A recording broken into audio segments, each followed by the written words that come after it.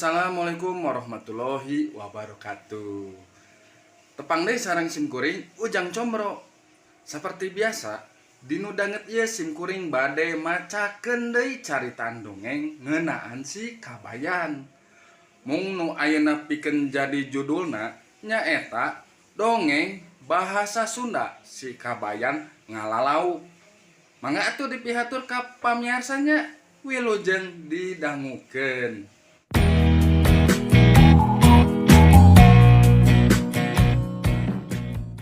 Kacaritakeun dina hiji poe si Kabayan jeung mitohana isuk-isuk keneh geus nagog dinu sisi walungan.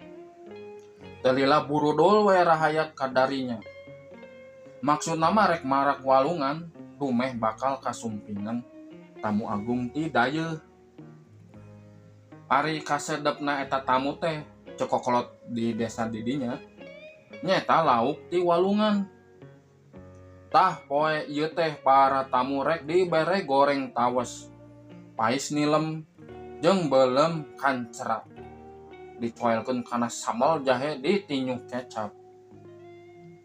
Mangkani ngahaja sanguna oge pare anyar nyabodasnya pulen. Leuh bae piraku we tamu henteu rumaos nikmateun. Nu mengkong walungan gartolna keur. Si Kabayan oge gada gidik manggulan batu jeung gebok cauker mengkolkeun jalana eta cai walungan. Haneut poyan oge cai teh geus orot. Lauk nu galede geus tembong ting gudibeg. Kadewok si Kabayan meunang tawes sagede tampah.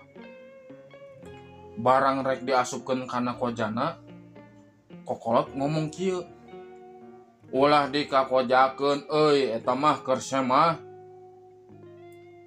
Teu lila si Kabayan meunang deui lauk nilem sagede dampah leungeun. Kakara ge diacungkeun geus gorowok deui eta kokolot. Alungkeun kana cireung euy keur semah tah mah. Mangkani kasedepna pais nilem. Heug bae beunteur jeung cingok mah asupkeun kana koja maneh. Ngeunah teu ngeunah eon. Aing nu bobolokot semah nu ngeunahna. Bari jeung teu daek milu capek. Si Kabayan gegelendeng jero hatena. Sabot kokolot keur bongo, si Kabayan meunang deui nilem sagede naker. Teu loba catur, cup bae diasupkeun kana kojana. Tuluy manehna hanjat bari ngomong ka mitohana yen rek ngadurukan.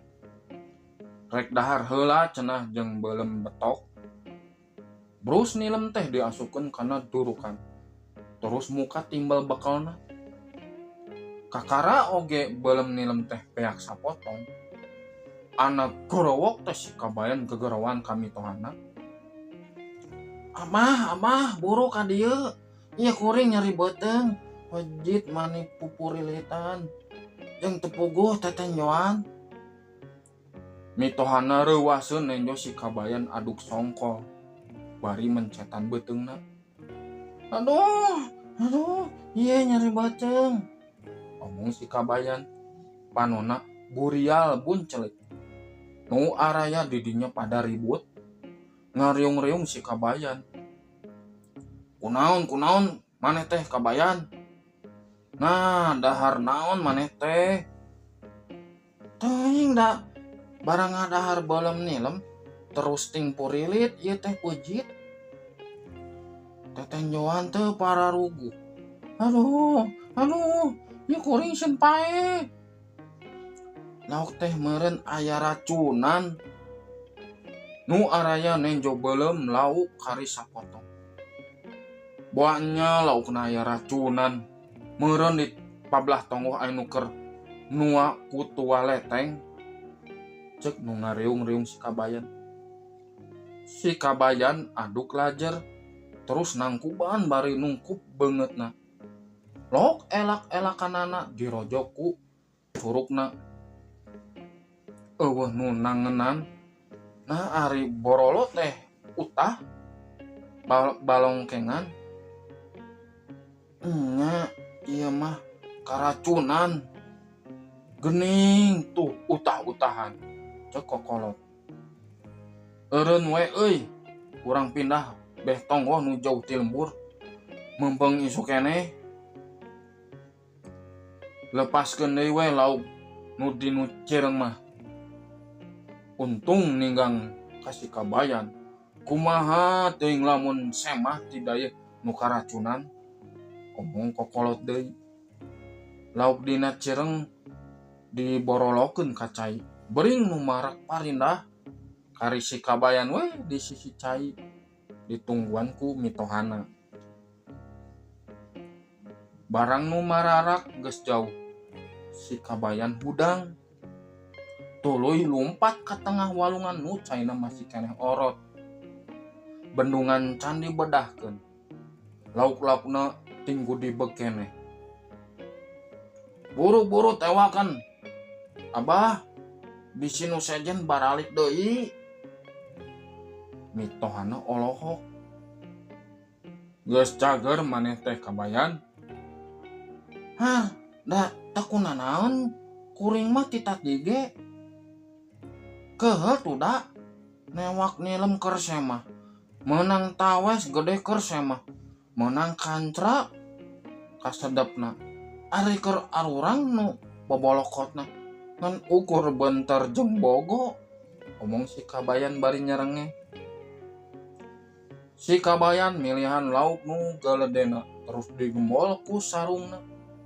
Manehna jeung mitohana mah teu milu katongoh jeung nu sejen. Geus wae bah, bisi teu kadahar. Omong si kabayan ka mitohana. Ngajak balik bari ngagandong lauk ku sarungna. Sakitu pamiarsanya dongeng ti Sim Kuring ngeunaan si kabayan ngalalauk. Kumaha seru? Atuh nuhun aya kitu mah. Nya kitu pamiarsa, hatur nuhun atos ngadangukeun dongeng ti Sim Kuring Ujang Combro. Pikeun ieu teh dongeng tiasa ngahibur pamiarsanya. Engke atuh dilajengkeun dinu sesi danget nu sanesna nya. Sim Kuring bade pamit heula, pamit mundur. Mangga atuh kasadayana. Assalamualaikum warahmatullahi wabarakatuh.